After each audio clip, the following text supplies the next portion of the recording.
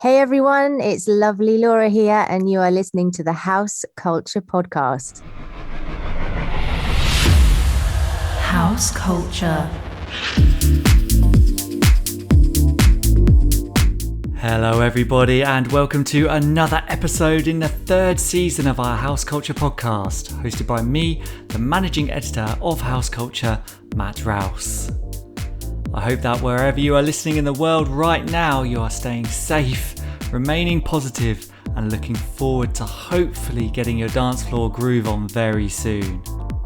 Thanks for tuning in today, and if it's your first time here, welcome. We are House Culture, a collective of house music fans who have come together through their mutual love of the beat to celebrate the spirit of house music. Not only can you enjoy our daily output of positive vibes on Instagram at houseculture.net, you can also dig into our hefty back catalogue of previous guests on the podcast. I'm talking about iconic DJs such as Fatboy Slim, David Morales and Danny Tenaglia, as well as leaders of the new school of talent like Alan Fitzpatrick, Anya Schneider and Josh Butler. Whatever your era is, we've got you covered. But our conversations don't just stop there. As we are House Culture, we like to investigate every element of the scene. And that is why we have also spoken to people like Manumission founding member and Pikes Hotel creative director Dawn Hindle, party starting percussionist Bongo Ben, and one half of the legendary house music outfit, a man called Adam, Sally Rogers. Honestly, if you don't recognise the name, have a listen as we handpick all of our guests to make sure they have a fascinating story to tell. Now, are you ready for this one? You might have seen the viral videos, you may have heard her on some house music bangers, you might also have even been lucky enough to witness her play live. She brings the good time vibe whenever she appears on stage and never fails to entertain. It is, of course, the one and only lovely Laura. In this conversation, you'll hear how a chance meeting with a fellow musician led to a wild first trip to the White Isle. It turned out this guy was Pav. He said, I've spoken to the Manumission guys, you can get up and have a play with me on the stage. I do remember getting up on the stage and my jaw just hitting the floor. I saw things that night that I was like, wow, this is crazy. How a one-off event led to the formation of one of the most enduring duos in the scene. It was a private event at a villa party in Ibiza, and they said, look, Ben, you could play, and Laura, if you could just play some saxophone. And it really worked. That was the beginning where we thought, gosh, we could do this together. And you'll hear Laura's thoughts about performing live and our hopes for the future. There is nothing like being in the room with the crowd and high-fiving them and seeing the joy on their faces and seeing them smile, seeing them laugh, seeing them cry sometimes, singing at the top of their voices, arms in the air. I really can't wait for that to come back. Recorded live and direct from our base in Ibiza, I really hope you enjoy this one. This is Lovely Laura. House Culture. Hi Laura, thanks so much for sitting down with us on the podcast today. It's been a long time coming, but hopefully we can have a chat that's as full as the positive energy as one of your live sets. You're a sax sensation who has played to hundreds of thousands of clubgoers the world over, and working alongside your husband DJ Ben Santiago, you form a dynamic duo that is truly unique within the scene. However, let's start at the beginning. And growing up in Dorset, how would you say you first discovered music, any music there when you were growing up? Rewind. I was actually quite fortunate. I grew up in quite a musical family from both sides. My mum's father he actually had a band during the war, like a big band, like a jazz band. So he was a pianist, which was great. So when I was a little girl, I used to go around and jam with him on the piano. I mean, obviously I didn't know I was jamming at the time, but he would just encourage me to tinkle on the top. And that was great fun. So I think I had that. Plus my parents, well, my dad's side is very musical. My dad actually plays the piano. Mm-hmm. And his sister, my auntie, is also she was like the organist in the church and whatnot. So yeah, I was quite fortunate. It came from both sides, and my parents always listened to jazz. They love jazz. Frank Sinatra, Ella Fitzgerald, saxophonist Stan Getz, Paul Desmond. So I grew up listening to jazz. That was pretty much, and I loved it. Apparently, my mum says one of her first memories of me when she realised that music was going to probably be a part of my life was when I was listening to Ella Fitzgerald. Apparently I was sat on the floor. I think I was only about 3 or 4, she said, and you were just in this trance. She said you were sat on the floor and she said you were doing this funny thing with your hands and your feet, and she said we'd walk in front of you as always to go hello to Laura. She said, and you just weren't there. You were actually singing with Ella. It was almost like you were scatting with Ella. It was the most bizarre thing. So so I think that was the first thing for me back with I probably owe a lot to my parents, because if it wasn't for them playing me all that wonderful music, I think probably my life would have been on a different career path, definitely.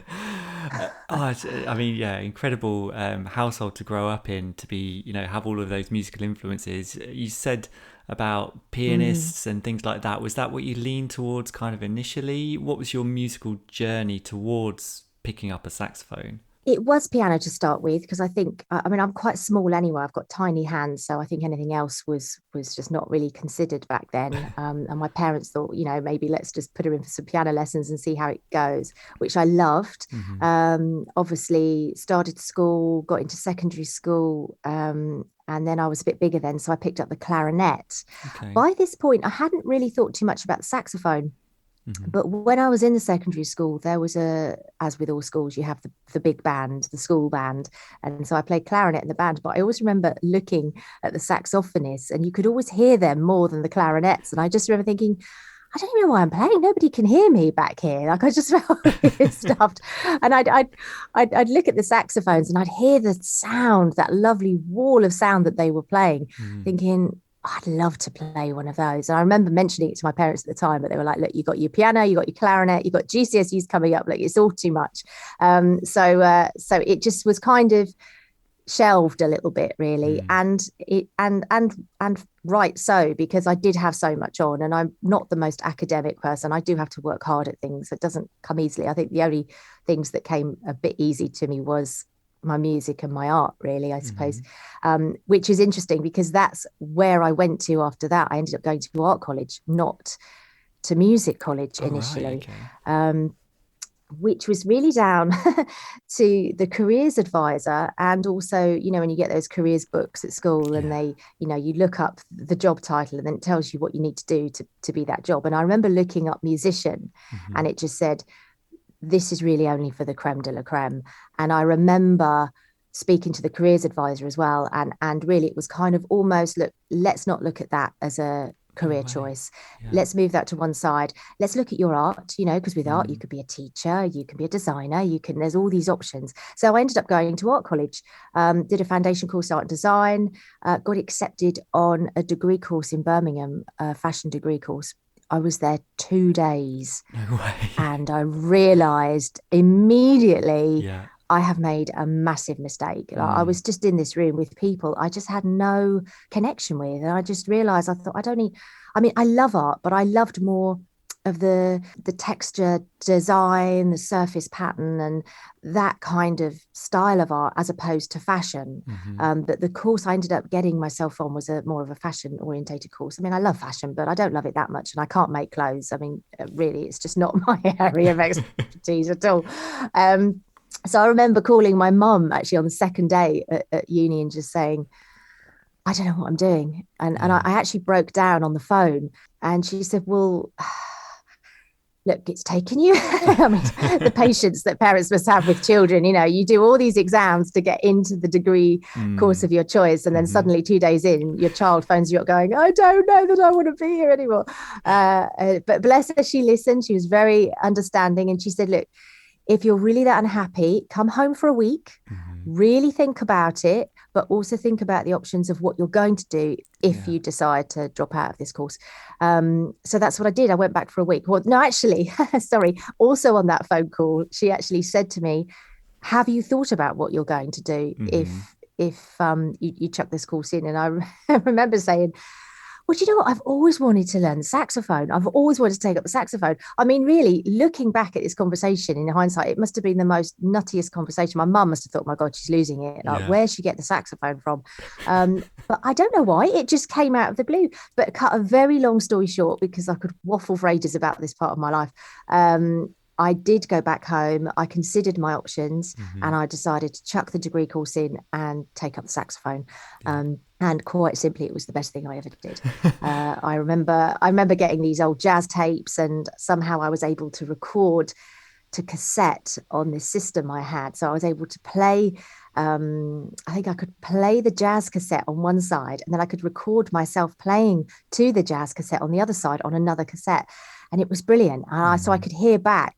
I pretty much taught myself how to improvise with the jazz on these. Well, I guess it's probably the piano back when I was a child probably helped give me a bit of a foundation with that, certainly musically. I mean, it wasn't good, and actually I recently got my hands on those tapes. I listened to them, and actually in a few places I'm like, ouch, that's like cringe.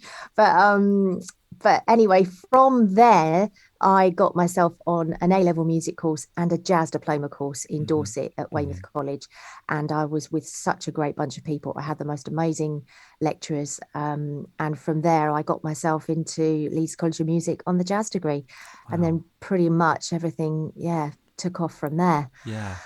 So it's quite an interesting zigzag of a path but to get where I wanted to get to. For that 2 days, just to be, and then to make a real success of it. But yeah, God knows what was going through your parents' mind when you're having that conversation. It's like, I'm just going to quit this and learn the saxophone. But thank goodness you did. I mean, so from that point, when you were at Leeds as well, was it like, okay, I'm going to have a serious career in music, maybe towards the jazz spectrum? Yes, definitely. I think that was the plan. I thought, right, I'll go and do my jazz degree in Leeds, and then that would be 3 years. And then the plan was actually to move to London and do the postgrad at the Guildhall and just pretty much try and get myself on the London jazz scene.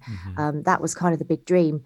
But whilst I was at college, I ended up bumping into this guy in the bar. I think he was towards the end of my first year at college, New Zealand guy.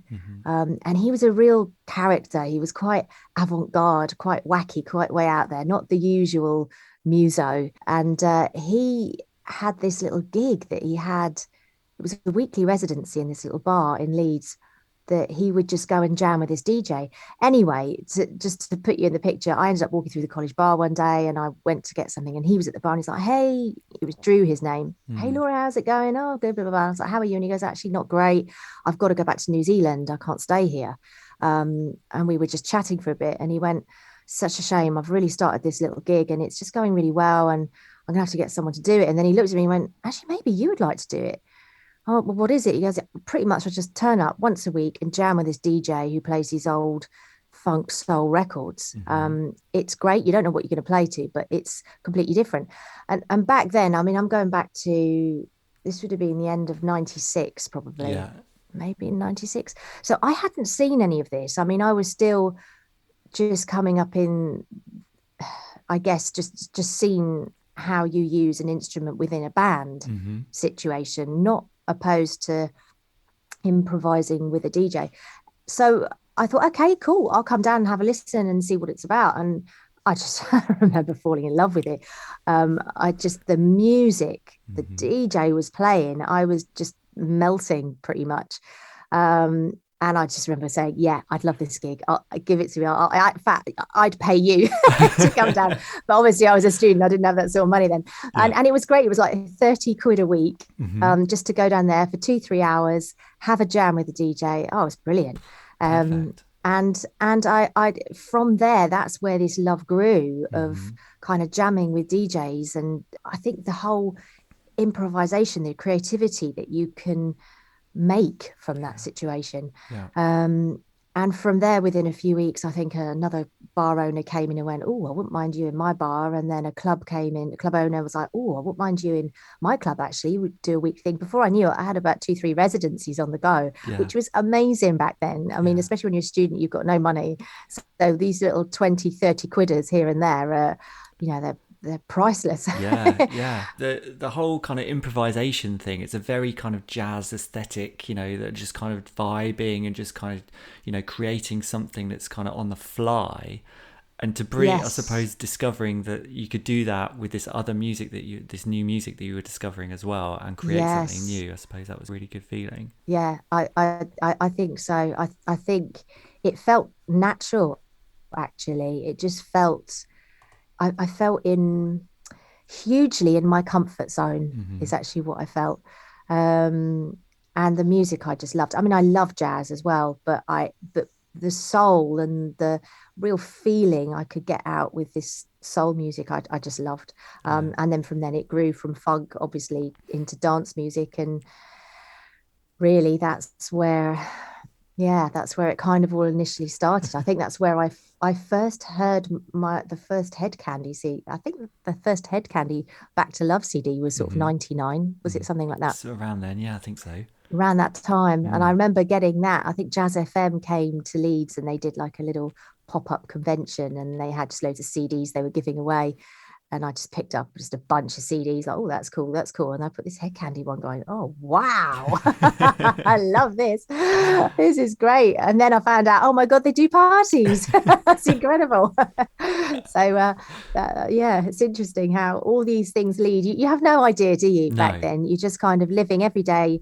What throws itself in front of you, you do what you do, but you have no idea where eventually you're going to end up. It's mad. But all these little things that you do are hugely instrumental in getting you to the final goal, aren't they? Really? Yeah. And I suppose there was that crossroads there as well, in terms of, do you follow that jazz specific route, or do you go down this potentially newer, more interesting route? But it's a new kind of thing. There weren't that many people doing what you were doing at that point, I suppose. No, there weren't. I'd never seen it before. I think there was a guy out in Ibiza back then, maybe doing it. I can't remember his name now.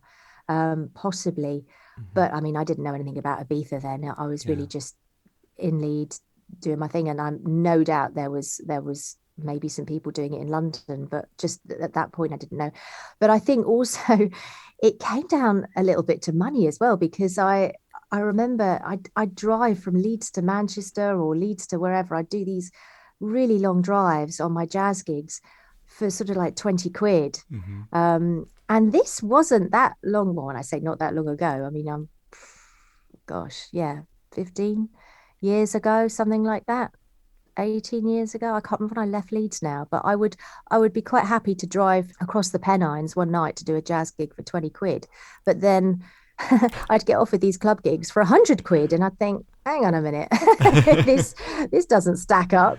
I don't get it. So eventually, when you're trying to make money and you're trying to earn a living, you do kind of also think, hang on, I think I need to maybe do more of these gigs and maybe less of these gigs. It was an interesting time though, because I do remember when I got myself into this style of music, there is always a bit of jazz snobbery within musicians and certainly within students. And I always found a little bit, I felt like I was looked down upon a little bit for going down this route. I mean, I didn't really care. I was the one, I was having a great time. I was earning loads of money and it was brilliant. And actually I loved what I'm doing because I love the music. But I think you get that with all genres of life, don't you? And certainly with music, you have the people that really are either the underground people or the extremely classical people that cannot listen or even comprehend anything else. And you do get that with jazzers as well. And I did kind of get a little bit of snobbery at college about it, but I guess I don't know, it didn't really mean anything, and it didn't really affect me because I just carried on what I was doing anyway. And thankfully it worked out. Yeah, absolutely. And you'd said that you weren't really aware of Ibiza, you weren't really aware of that type of music at that stage. Like, how did that, tell me about leading up towards Ibiza, or your first journey there, or just your formative kind of clubbing experiences, enjoying this new music that you discovered. I'd been invited to play a weekly residency not long after I'd got that first one in Leeds, in it was a place called the Underground in Leeds. It was incredible. They had live bands there every day, real good vibe of good music, good funk music, good soul, good jazz, just everything that I loved was in that club. And I used to play there every Sunday afternoon. Between the two bands, there was the afternoon band and then there was the evening band. And then I would get up in between and sort of jam some stuff with the DJ. On one Sunday, there had been a band on in the afternoon and the drummer was packing down his things and he had some bits there he was bashing on. Bits that he was bashing on. Drummers will be rolling their eyes at me now. Bits they were bashing on. As he was packing stuff down, he was kind of having a little tinker. And it sounded really cool. Anyway, it turned out this guy was Pav. No way. Who ended up, who obviously ended up doing what he did. But we were kind of like, wow, that kind of works, doesn't it? And the DJ was really digging it. And in the end, we said, look, why don't you come and join us on Sundays? And we had this little trio thing going on. So that's how that whole percussion and sax thing started for me anyway. Anyway, Pav loved it. We ended up doing quite a lot of stuff together as a duo back then. And there happened to be one evening in Leeds, there was a gig and I couldn't make the gig. I think I had a jazz gig somewhere else. For some reason, I couldn't make it, but Pav was on this gig. I wasn't. But anyway, as it would happen, the two Manumission brothers walked past as he was playing and they stopped. They were like, wow, we love you. We love what you're doing. We'd love to fly you over and play Manumission in Ibiza. So cut a very long story short, that's exactly what Pav did. Every summer he would go over and play, I think it was weekly or bi-weekly for these guys. Anyway, he came back and he went, Laura, you've not seen anything. You have to get to Ibiza. And I was like, yeah. Look, I've got loads going on here. I haven't got time, blah, blah, blah. And I think I had a boyfriend at the time that wasn't too keen on me doing what I was doing anyway. It was just one of those friction type situations that it was like, look, forget it. Like, I can't do this. In the end, he said, I've booked a flight. I've booked you a flight. You're coming. And that's the end of it. I've spoken to the Manumission guys. You can get up and have a play with me on the stage, but you have to see this. So in the end, I went, and I do remember getting up on the stage and my jaw just hitting the floor thinking, oh my God, I have never, ever seen anything quite like this in my life. It was just, my eyes were agog everywhere. And I was a very naive, young, 20 something year old anyway. Back then I wasn't very worldly wise at all. I think that's probably the little Dorset village girl coming out of me. I kind of believed everything. And so I saw things that night that I was like, wow, this is crazy. But I remember we were only there for like 2-3 days, came back, and I just remember thinking, I think I'm going to have to go back there at some point. But it took 5 years before I did go back there. I ended up coming back, and obviously life continued as it does with everyone, where you are, blah, blah, blah. And I think it was eventually, that's right, Pav ended up playing for Hed Kandi. He ended up meeting Mark Doyle, started doing gigs with the guys. And then he would say to Mark, you need to check out this sax player. Like, she's really good. She'd be amazing on the gig. And Mark actually always used to say to him, can't stand sax players. They get right on my nerves. I really don't like them. I don't want a sax player on the gig. So that was how it kind of went on. Anyway, as luck would have it, we used to do this residency at a place called Lacorum in Barnsley. I think it was like once a month. And it turned out that the residency, the nights that we were on, Hed Kandi was also doing a night, but we were getting booked by the club, and also the club were booking Hed Kandi. So it was quite an interesting partnership. So anyway, one of these Hed Kandi nights, Mark happened to be on one of the gigs, and I was obviously there. And I do always say this to him because it was a moment that I will never forget, when after the gig, he did actually come into the room and he got on his knees going, please come and play for us, which I thought was amazing. I was like, if only we had phones back then, as much as we do now, I'd have definitely videoed that. But yeah, and that was it. That was the beginning of the Hed Kandi partnership. That was back in 2004, I think. 2005 was actually my very next time back to Ibiza after my initial intro to it, and that was to play the Hed Kandi closing party at El Divino in 2005. Yeah. So, and that was the kind of the beginning of my thing. I mean, actually, it was a terrible night. There was a horrific storm. There were buckets all over the club catching the drips. The canopies out the back were blowing a hoolie. I thought they were going to take off. And I had a horrendous migraine and had forgotten to bring any painkillers. So I spent most of the night actually in the dancers' room, curled up with this horrific headache. It must have obviously, now I look back, must have been something to do with the storm or the pressure, maybe. Mm-hmm. But and then I kind of woke up at about 5:30 in the morning, and I felt great. I was like, it's gone. I can actually play now. So I ended up getting on the stage, I think, for about the last hour or so. So that was my second intro to Ibiza. But then I decided the next year, 2006, I was going to come back for a couple of weeks for an actual, I'd say, a working holiday. It was kind of holiday with another couple of girls. We got a big flat together, well, a little hotel room we shared, and I had a few gigs, just as a bit of pocket money really for that trip. That was back in the day when In Bed with Space was going on. Mm-hmm. That's when the clubs were actually open 24 hours and obviously didn't shut at 6. I mean, yeah, God, crazy.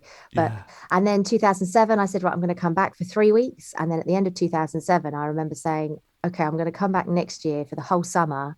I don't know how I'm going to do it. I don't know where I'm going to stay. I don't know what I'm going to do, but I have to be here for a whole summer. And that, but actually at the end of 2007, I met Ben, who was already living here. Right, okay. How did that first meeting go? It was quite an interesting one. He was playing in Bass Bar around Ibiza Port. He was the resident there every evening.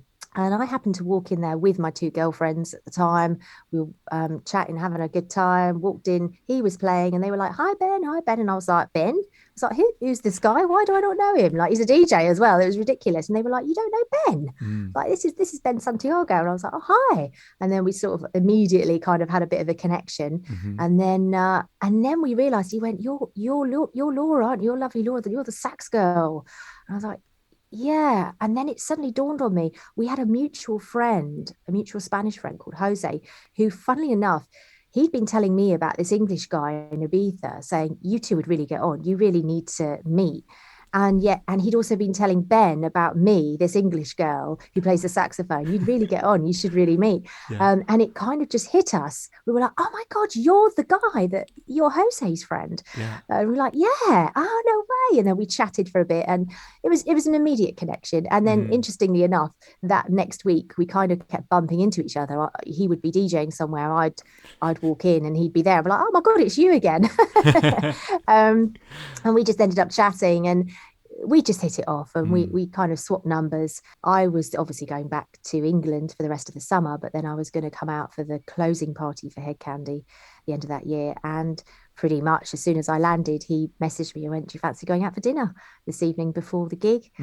So we did, and it was lovely. I mean, yeah, it was the beginning of definitely something there. And then we kind of hit it up. I think he came over to London in, was it the January of 2008? And so I went up to London and had a lovely day or two with him there. And then I think that's when we realized this is something, there's something going on here. And he said, look, why don't you come out to Ibiza for a couple of weeks in February? And that was almost like the trial period. I think if we could live together for 2 weeks, we knew that it would work. And that then I would come back and we'd get a place together for that summer of 2008. And it did, thankfully. We got on really well.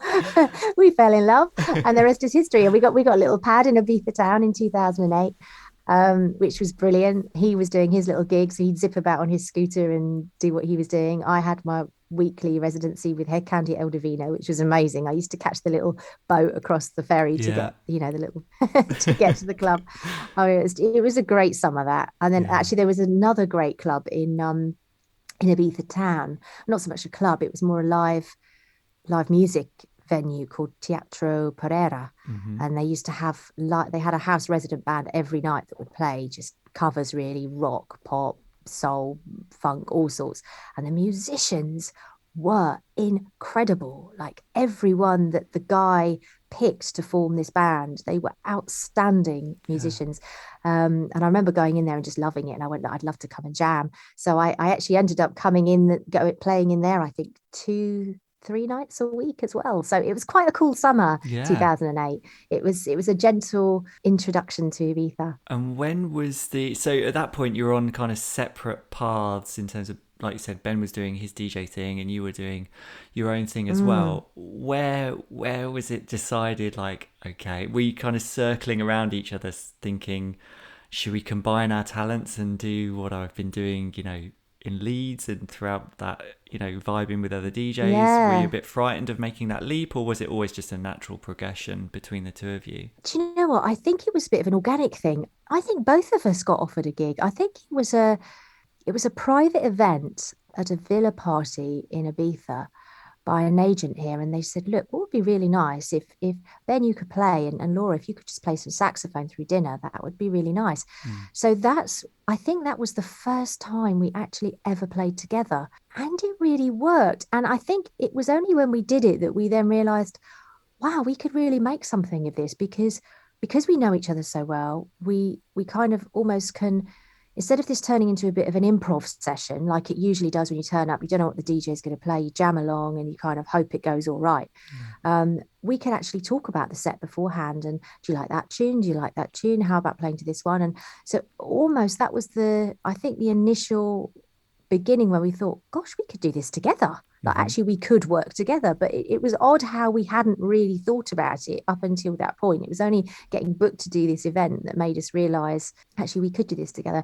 And actually there was another one I think we got around that time, another private, I think it was a private birthday party that ended up, I mean, there were all sorts of people there, and also Domenico Dolce from Dolce & Gabbana, who happened to come up and introduce himself. I mean, gosh, it's just the people on my fashion degree back in the day would be turning in their graves just now. Thinking They could, yeah, exactly. You don't know who Domenico Dolce is. I mean, I knew Dolce & Gabbana, but I don't know the faces of people. I'm probably the worst person I could be introduced to whoever, and I haven't got a clue who they are. But he came up and introduced himself. I'm so-and-so from Dolce & Gabbana. I think you're amazing. I'd love you to come and play.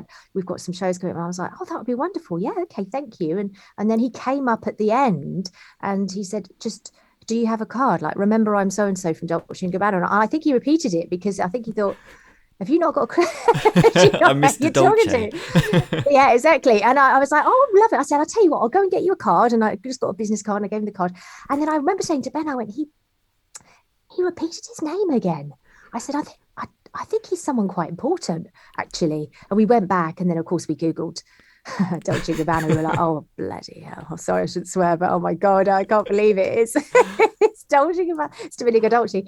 But Wow. yeah, so from that was quite, that was a good, that was a good start as well for both of us, because we ended up getting booked to play for their boutiques in London, in China. We did a bit in Italy. We did a few fashion weeks. So again, it kind of started that whole initial idea, I guess, of working together. So yeah, and from then, I guess, it's sort of it spiraled from there, I suppose. I'm thinking of we all have lived through lockdown, being cooped up with our other halves and whatever. Some people probably listening would think they'd find it really challenging to work with their other half, especially over the past 18 months we've had. How is it for you guys? Is it a breeze just because you're so well connected to each other, or is it a bit bumpy here and there in terms of managing conflict, or I like this, I want to play this, I'm not sure about it, I can't do anything with it? How do you work those things out and work together? We do actually get on. We get on very well. I don't think we rarely have arguments, actually. I mean, I guess here quite often Ben will be in one room on his laptop, I'll be in the other room on my laptop. So we do still quite live separate lives, and yet we come together for sort of lunches and dinners and whatnot during the day. But we do really get on. We have a good understanding of each other. I think we can tell when the other one needs a bit of space, and we just give them a wide berth. We do kind of really understand and respect each other very well. We're very fortunate. We say nearly every day to each other how lucky we are that we met each other, because we do get each other, we do understand each other, and it's incredible that we can actually work together. I mean, yes, you're right, sometimes it can get intense when you're working and you're living and with your partner. You're pretty much spending 24/7s with them, and it can get intense. But I think you if you're both mature enough and understand the situation, you can give each other space when you feel the other person needs space, and it works. I think we're a really good team, actually. I think when it comes to music, it works well as well. Ben obviously gets sent lots of promos as a DJ, and he listens to music. I think he's got now an idea of what I like to play to, but also he has to like it as well. And now and again, yeah, I'll I will admit there'll be a track that I'm like, oh my God, I love this track, and I'll play it to Ben, and he's like, what? I'm not playing that. So like, all right, so we'll bin that, and vice versa. He'll come to me with something and go, wow, this track's doing really well. It's getting a lot of hype and blah, blah, blah. And I'll listen to it and I just think, well, I can't add anything to that. I can't add any sax to that. I'd actually ruin it. So no, I don't really want to play to it. So it has to work for both of us. But quite often the system is he'll get sent promos. If he thinks it's good, he'll send it to me, go, how do you feel about playing on this? I'll have a listen, have a little jam. If it works, I'm like, yeah, do you know what? This is cool. We could play to this. And then he'll bung it in his little set list on his laptop, and then he can move stuff over to his USB for gigs. But I mean, one thing that he's very adamant about and will not do is do a planned set. That's something that he really will not do. He says, I'm not going to go to that point where we turn up to every gig and we play exactly the same track in exactly the same order. And he said, I just can't do that. He said, you know, and I do understand that. We do sometimes have a battle with that because, of course, for me, that would be fantastic, because I would know when you're out front and you're performing and you're giving it all the, you know, the live thing and the lights are on you, you need to have that inner confidence to know, right, what's the next track going to be? When is it going to get dropped? I'm already with the key. I know what it is, and I know what the riff is, and I know where to play, where not to play. So it's quite nice having that luxury, but I fully understand where he's coming from in the, you know, wherever you go, you have a different crowd. Sometimes you can have a young crowd and they want more contemporary stuff. Sometimes you have an older crowd, they want more classics. So you do have to have a kind of bit of flexibility. You can't kind of go around and play exactly the same set. It's quite nice to just bend it now and again. You know, what we would play at Ibiza Rocks is not what we would play at Mambo, for example. It would be, you've just got a different crowd.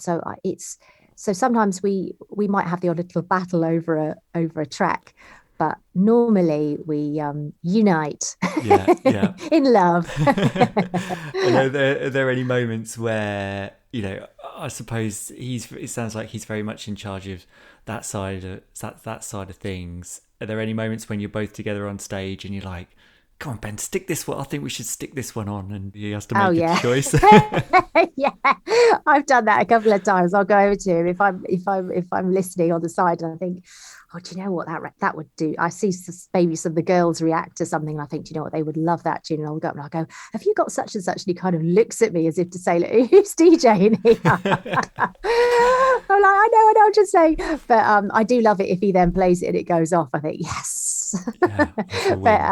But no, he's actually very, very good. He's very good at reading the crowd and seeing where they want to go. So it's good. I mean, yeah, it's good. We work well together, I think. I mean, we did have a battle for a while with the whole Jubel thing by Klingandi, because obviously that all started back in 2014 when a video of me at Ocean Beach playing it happened to go viral, and I think everybody jumped on it thinking that I actually was the saxophonist in the track, which of course I'm not. It's the amazing Snake Davis who does the saxophone in that. But of course, after that went viral, Klingandi actually got in touch with me directly and said, look, I love all this. Do you fancy coming and doing some gigs with me? So I think maybe people saw us working together and thinking, you know, it kind of all started there. But so that was a big track in our recent history, I suppose. Mm-hmm. And we obviously had to include that in all our sets for quite a while. And then I think after about 3-4 years, we started seeing a bit of negativity on the internet, because unfortunately people, there's lots of positives about having a video go viral or people seeing you play something. But then the negatives of that are you get the trollers that come on going, oh, here she is, one trick pony. She can only play this one song. She can't play anything else. So once we started seeing those comments, Ben said, right, that's it. We're taking Jubel out of the set. We're not going to play it anymore, because everyone always gets their phones out when you play it, because of course they want that memory on their phone. But of course, that's the one that they upload to the internet. And of course, that's the one that people who don't come to the gigs and don't see that actually I can play other tunes, they just see that video and think, all right, that's all she can play. So we took it out of the set for a while, but we realized that was a very bad mistake, because people would just be screaming at us from the dance floor, Jubel, when are you going to play Jubel? And I'd look at Ben and I'd sort of like tentatively say to him, I think we're going to have to play Jubel. And he's like, I'm not playing it. No, we're not going there. And there was a few gigs where we didn't do it, but actually it broke my heart, because there was some girls on some of the gigs that were like, we've just come to see you play that, and I thought, for goodness sake, for the sake of 3 minutes of a track, we need to play this. So we actually decided, it doesn't matter if those videos go up, what trollers say, can't be bothered, not reading negative stuff anymore. We're just going to add it to the set, because they're paying to come and see us and they want us to play this track. It's as simple as that. You have to give them what they want, because ultimately if it wasn't for them, we wouldn't be doing what we're doing. We had I had a very similar conversation with Matt from Medusa, one of our previous episodes, about Piece of Your Heart. It's a very similar thing in terms of them performing, and he was like, even if I've played it in the set 2 or 3 times, sometimes he was like, that will have to be the last tune, because otherwise you'll get that negative, almost like a negative reaction that you haven't played it. It's a very difficult line to balance, I think. Yeah, exactly. You have to, but it's funny how you go through this little journey to get there, but you realize in the end you just have to. But I actually love it. It is a banger. I mean, you and Ben, between yourselves, you have produced quite a few anthems as well. I mean, I'm thinking of Just Want Your Body and Summer Love. I mean, what's the feeling when you're playing your own material on stage? Is the crowd reaction, is it elevated because it's your own, or are you just happy to be sharing this music? I think it of course makes you feel it's a lovely reward when people sing back the lyrics of your song and they're singing back the horn line. I don't think there's anything quite like that. And it means a lot when they request those certain ones. I mean, it's funny, Summer Love, we don't play that often, but it's quite interesting how many times that gets requested. I mean, I don't think, in all honesty, the last few years, Ben and I have been that productive in the studio. We did quite well with Just Want Your Body and Summer Love, but then pretty much at the point of those coming out, we just had so many gigs and we were on the road constantly. We didn't have 5 minutes to start an idea, get it finished and get it released.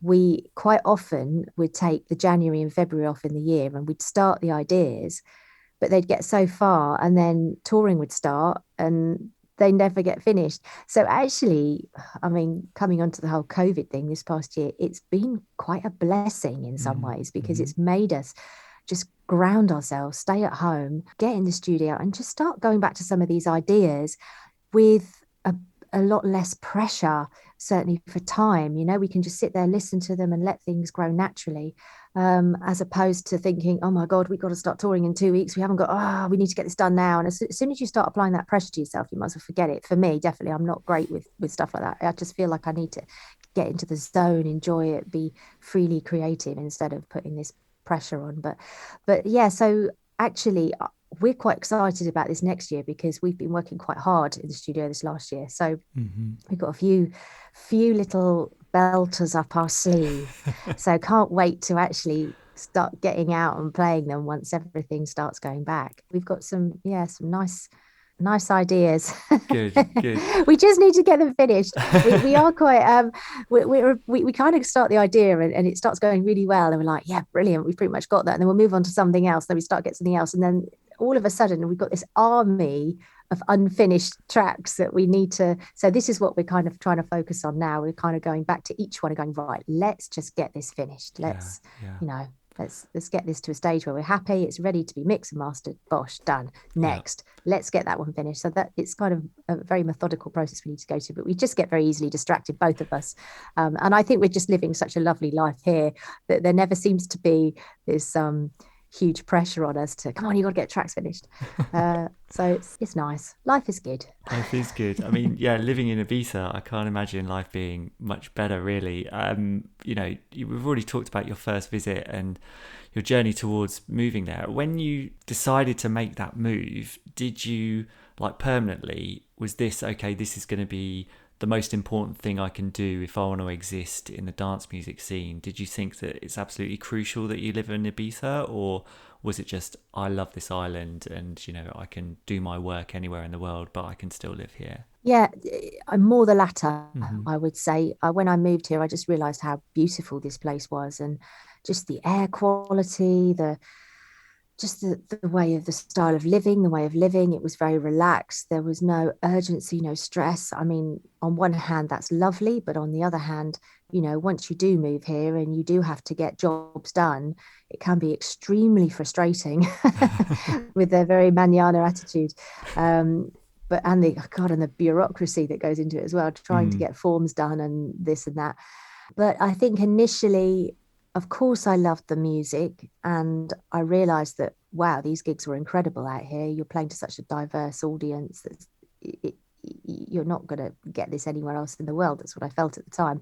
Obviously, I met Ben. Ben was a massive factor in the mm, fact that he had moved here, I think 2 years before I came out, and he had already stated this was his home. Like he was so happy here. yeah. Um, and so I thought, well, if we're going to be together, he's clearly not moving back to England. So I've only got one choice here. I'm going to have to move to Ibiza, which is not a problem. And actually, I can't remember the first year. Oh, the first year probably would have been 2009, because we were quite quick. Once we initially got together, we had our first summer together, 2008 Mm, here. And then we got offered a great gig in Mexico, in Tulum, in the February of 2009. And it was whilst we were there that Ben proposed. mm-hmm. And then pretty much by April, we'd bought a house. I'd sold my house in Leeds.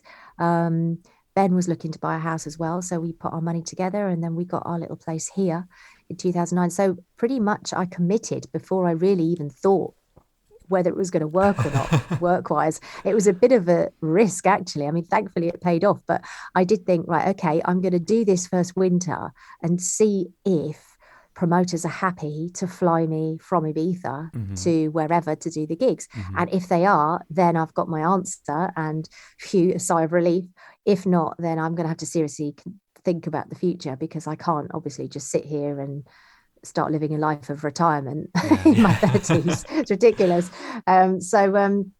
But thankfully, yeah, promoters they were happy to pay the extra flights, and it wasn't too bad. About that time, actually, was when Ibiza started doing direct flights. I think that's when the Mm-hmm. Ryanair thing kicked off, Mm-hmm. and they were doing those winter direct flights, which was fantastic, because then at least you didn't have to do the double legger going via Madrid or Barcelona. Yeah, so I think, well, no, thinking about it, definitely I moved here more for the quality of life and Mm. the beauty of the island, and obviously because I'd met my future husband as well, and he was so happy here, and we thought, you know what, this could be a really nice, contented life. And Mm. I mean, just thankfully, music is a huge part of our lives. It's our career, it's our work, our livelihood, and it's the style of music that we're involved with is, you know, massive. Yeah. So it's like the heart of it.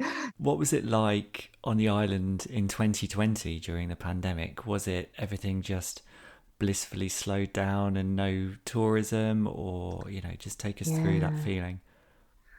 Very strange. Driving through San Antonio in the middle of August, was very surreal. It was obviously scorchio temperature, but it looked like you were in the middle of January here. There was just not a soul about. Normally at sunset time when people are walking down to see the sunset, there's just nobody.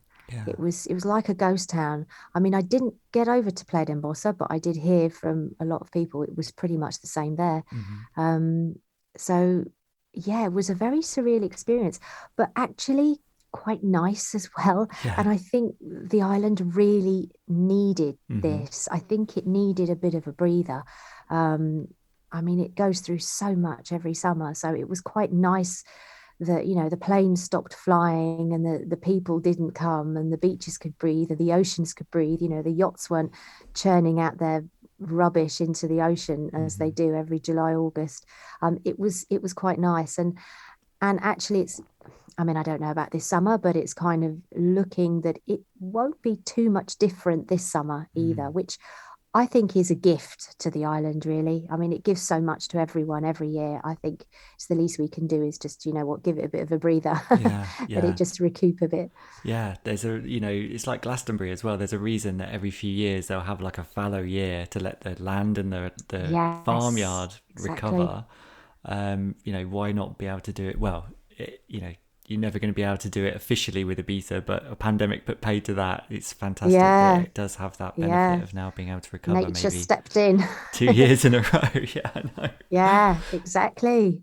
You just mentioned the season. And I agree as well. I think that this season will be curtailed somewhat, and there will be Mm, some kind of restrictions in place. Whatever those are, we're yet to see. But mm. what do you think?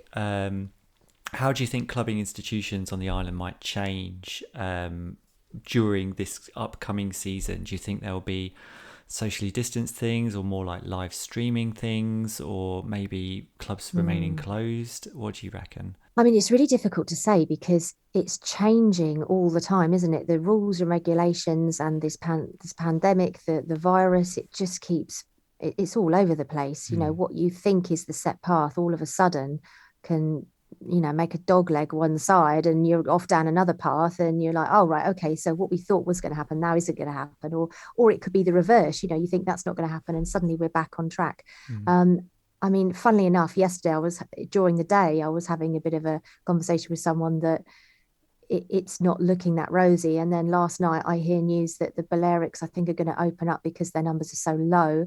They're Mm. going to open up to the UK as long as people that come from the UK have had a negative test or Yeah. vaccine or whatever. Within 24 hours, or no, that was in a day. What I was saying in the morning was completely different to what I was saying in the evening. So I have no idea what's going to be happening in June. I think we just don't know at the moment. I mean, I think clubbing wise, open air venues will probably open. I mean, already restaurant terraces here have opened, Hmm. and I think they're going to start increasing their hours. Maybe in a couple of weeks, something like that. I'm not quite sure exactly when, but it looks like slowly they're opening up. But I think the likes of the Ibiza Rocks and the Ocean Beaches, they will be able to open because, of course, they're an open air venue. I'm not so sure about dance floors. I think that's taking it a step too far, maybe at Mm. the moment. Who's to know though? By September, it's quite possible. If numbers are great all around Europe, which I don't know that they will be because they can't seem to get their act together with the vaccines. But the UK are smashing it. It's incredible. But if we can keep numbers down, then maybe we might be allowed a dance floor by September. But I think from what I'm seeing with venues, I think maybe they're filling more their dance floors with day beds, Hmm. trying to keep people that come over in their bubbles. Um, Indoor clubs at the moment are a no-no, definitely. There's no sign of them on the horizon. So I don't know. I mean, again, if things change by September, they might be able to, but again, we just don't know, do we? It's so No. difficult to try to predict. It's such an unpredictable time. Yeah. Yeah. Um, I think certainly for this year, we're not back to norm. Definitely Yeah. not. It's going to be still a bit restrained, a little bit held back. But I don't know. I mean, looking at England, they're selling out festival tickets in hours, and I'm hearing they're not socially distanced either. So I'm like, wow, it's almost like my goodness, I can't get my head around it. Fingers crossed. Mm. And I just mentioned about live DJ sets and streaming during this pandemic period. Have you and Ben participated in any of that, and what's that been like for you? Or have you tried to keep it arm's length because you want an audience interaction? Yeah, we did actually do a couple of live streams last year, I think, when it all started kicking in. And then I think we did another one for New Year's Eve. We went over to the Beach Star and set up a little phone there and got the lights going and had a bit of a New Year's Eve party, the two of us. But do you know what is difficult? There's no question about it. There is nothing like being in the room with the crowd and high-fiving them and seeing the joy on their faces and seeing them smile, seeing them laugh, seeing them cry sometimes, singing at the top of their voices, arms in the air. I miss that so much, and I really can't wait for that to come back. And I think I'm going to have to be a lot more patient because I don't think it's any time immediately soon, but I just hope we get there at some point because there's nothing quite like it. For me, the magic is, maybe this takes me right back full circle to how it all started. It's the jamming, it's the improv, it's the whole live feel. I want to say living life on the edge. I'm not living life on the edge, but playing life on the edge, quite literally. A record comes on, you jam it. It's always going to sound different. You never quite know.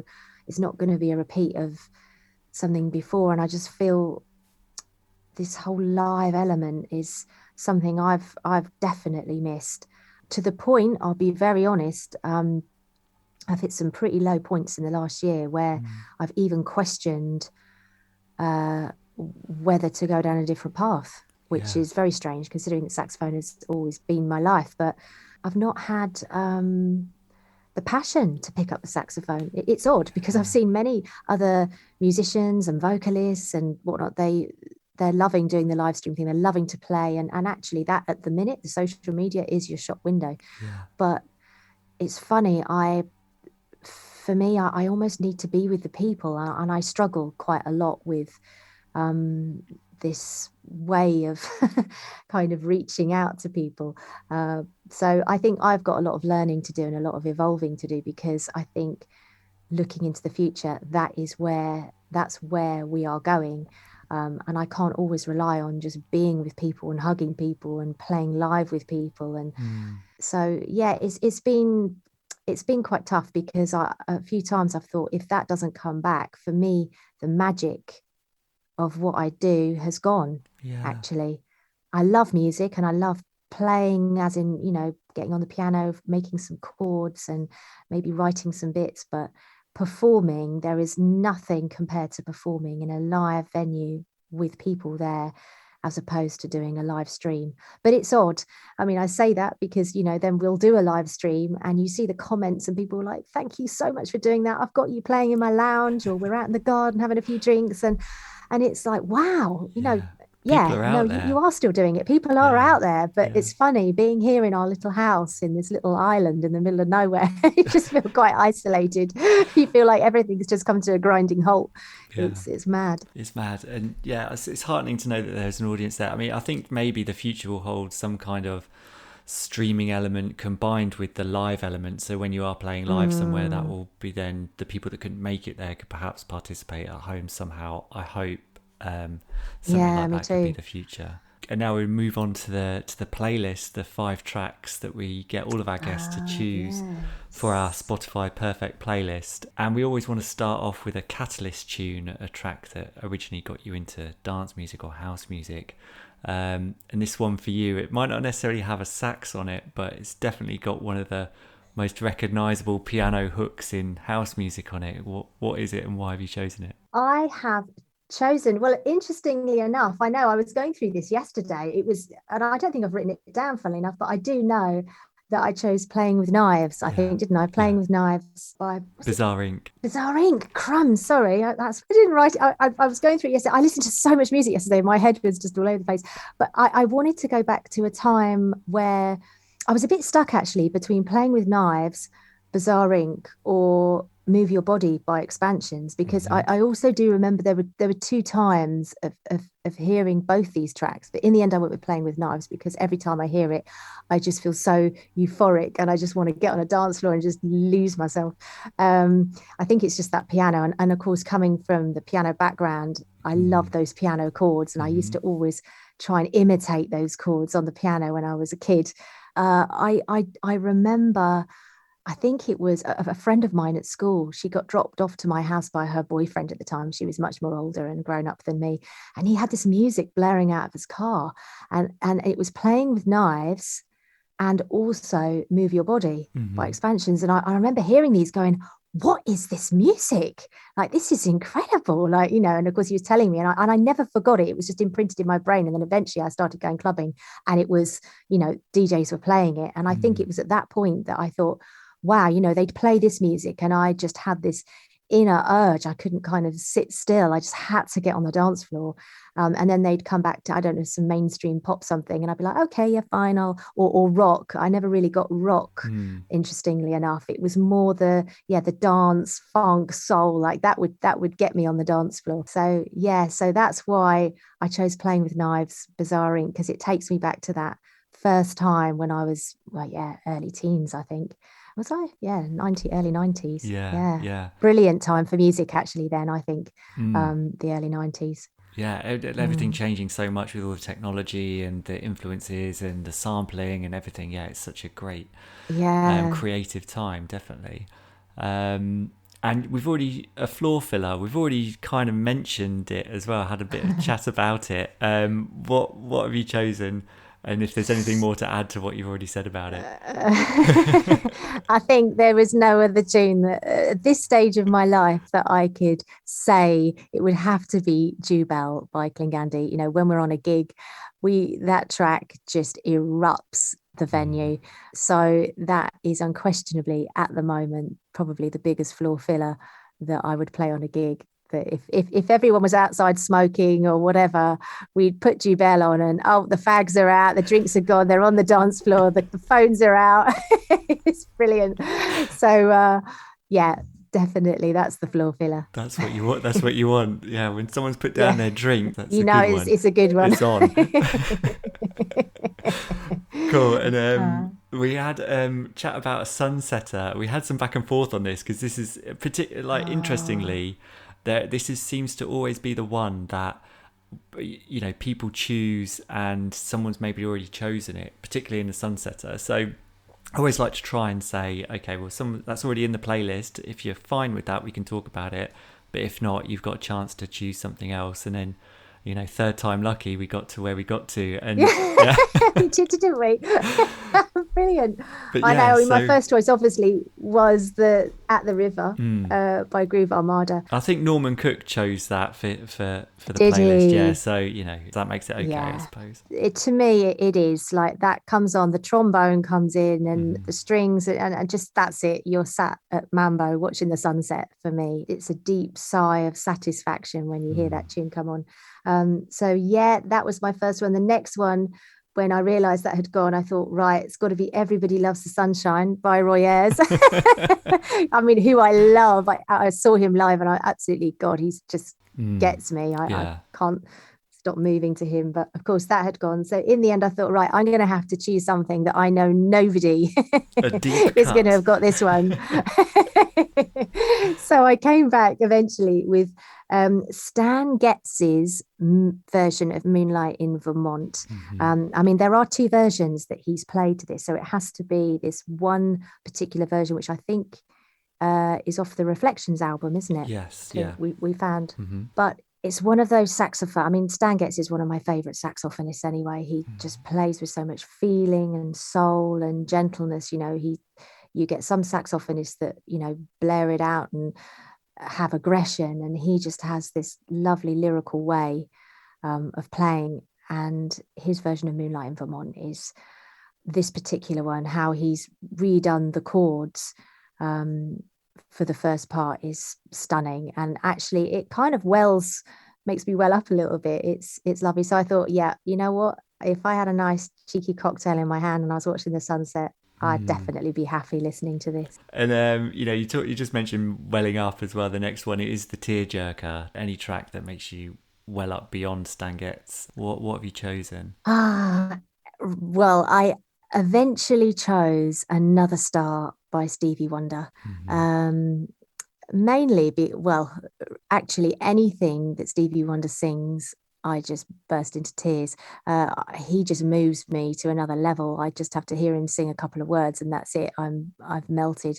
Ben actually, as a surprise present a few years ago, bought tickets for us to fly to New York and see him perform in Madison Square Gardens. And it was incredible. I mean, it was quite funny because I did spend the whole concert just crying. I mean, I was just not, sillily crying, but just I was so moved by everything he did, his singers, his band, him. And he was just there. I could see him. I could put my hand out and, well, I couldn't. I wasn't that close and touch him, but he was there. And by the end of the concert, I actually felt quite ashamed because I had eyes like golf balls. They were all red, tear stained. And we were chatting to these people next to us. And I just thought, God, they must think I'm an absolute weirdo. But he's just something else. Stevie, his voice is every time I hear him I will just cry. I can't help it, I just do. So I chose Another Star because it's a very upbeat, uplifting tune, but actually the lyrics are quite deeply sad. So I thought that was quite a good choice from his huge catalogue of songs to use as my tearjerker. Perfect choice. Great. I did see him a couple of years ago in Hyde Park as well, and the man is just a legend, league of his own. He's being supported by Lionel Richie. Like when you've got Lionel Richie as your support act, you're pretty good. So okay, a last tune. The crowd are asking for one more. What do you stick on the deck? This is another tricky one. This is why I was getting myself in such a tears yesterday looking at all the tunes. I was like, there's just too much to choose from. I don't know what to do here. To try and limit it to one tune is so hard. If we're on a gig and we haven't already played Jubel, we would probably do Jubel because, of course, it is the floor filler. It's really what they want to hear. So that would be the one more. If we have already played that, we quite often like to, especially at Mambo, take it down a different path and just play something a bit different. Come away from, full intense house for a moment and maybe do something like All Night Long by Lionel Richie, or Teardrops by Womack and Womack, Everywhere by Fleetwood Mac. Then I was stuck because another personal favourite of mine is Somebody Else's Guy by Jocelyn Brown, because I just hear that come in and I'm like, yes! And all the girls get their handbags in a little circle and we're on the dance floor and having an amazing time. So I was really stuck. Has anyone requested any of these yet? No, none of really? those. So I could go for anyone. Any of those, I'm torn actually between Everywhere by Fleetwood or Jocelyn. Should have thought about this before. What shall I do? People, what shall I do? Help me out here. I don't know what to do. I mean, you don't have to decide right now. What you could do, okay, we could leave it hanging and I could email you in like June when this is going to go out, and then you could decide, and you'll have 10 more to choose from. I could decide then. Amazing. Yeah, exactly. That's the only problem. Do you know what? I'm going to actually make a choice now. And the reason I'm going to choose this one is because we actually saw these guys perform. Was it 2019? I think they came and did a concert at Wembley. Fleetwood Mac. I'm going to go with Everywhere, Fleetwood Mac, because when they did start, when they started playing this, I mean, the stadium erupted, of course it would do. So I have a very, very good memory of that. And actually also there's been a lot of documentaries on them the last year through COVID I've been watching. So yeah, for that alone, Jocelyn, I'm sorry, I'll come back to you another day. But for my final last tune, I'm going to go Everywhere, Fleetwood Mac. Brilliant choice. Yeah, when that first tinkle comes in from the very beginning, it is spine tingling. Yeah. And the chorus, I mean, it's just so happy, isn't it? And elating. Yeah, so one final question. We always wrap up with this question, which is we are house culture and you are part of the culture and the scene. What does it mean to you, the whole culture of the scene, and what has it brought you in your life, and what excites you about it, about the future? Oh, that's an interesting question. House culture is my life, I guess. God, I need to think about this one. I don't know what to say about this one. I tell you what, you could just sum it up the way you've just said it. Is if it's your life and that's a summation, then that's enough, maybe. Maybe it is. Maybe I don't need to go into a great long description. I mean, I'm very good at going into long descriptions, but I just think it brings so much joy and happiness to so many people. I think it unites people. Yeah, it just brings so much positivity. It's certainly unknowingly brought positivity to me, and it's changed my life around.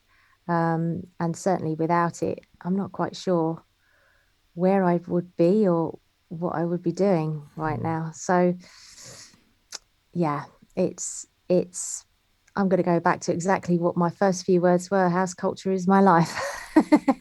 Perfect. Well, that's brilliant place to end on. No, that's really fantastic. Thank you for taking part in the podcast. Thank you so much for asking me. Absolute pleasure. Big love. See you later. Bye-bye. House culture. That was great, wasn't it? Lovely Laura, well and truly living up to her name there. Thanks so much for taking part, and to you for listening. Now, I know you're going to dig this because Laura is currently giving back to her fans by performing a series of sax jams that you can view on her Instagram. Honestly, they're awesome, and they should hopefully be enough to satisfy anyone's appetite for a bit of sax alongside their house music.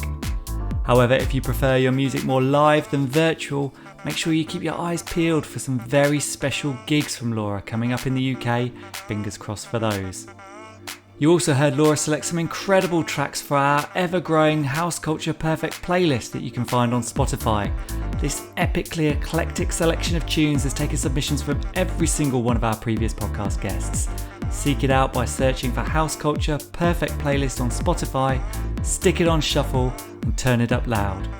With that as your soundtrack, please help support this podcast by loving, liking, tweeting, sharing and rating or reviewing us on Apple. We've had some fantastic feedback already, so if you say something good, it will not only help us to continue to create these episodes that you love listening to, it could also get you a shout out on a future one as well. This time around, I'm calling out to one of the voices of house music, the supremely talented Ms. B, who got in touch on Instagram to say that she loved our chat with Berlin-based techno icon Anja Schneider. Thanks so much for the positive comments, B. I hope you're enjoying the rest of this season so far as well. And if you want to join us at House Culture from wherever you might be in the world right now, please hit up our Instagram feed at HouseCultureNet or follow the hashtag #TrueHouseCulture. Not only will you be kept fully informed about the podcast, you'll also get connected with other beat lovers from across the globe. And finally, if you want to get in touch with me, Matt Rouse, you can do it directly on Instagram at DJ Matt Rouse. Thanks for listening, stay safe, and see you next time. House culture.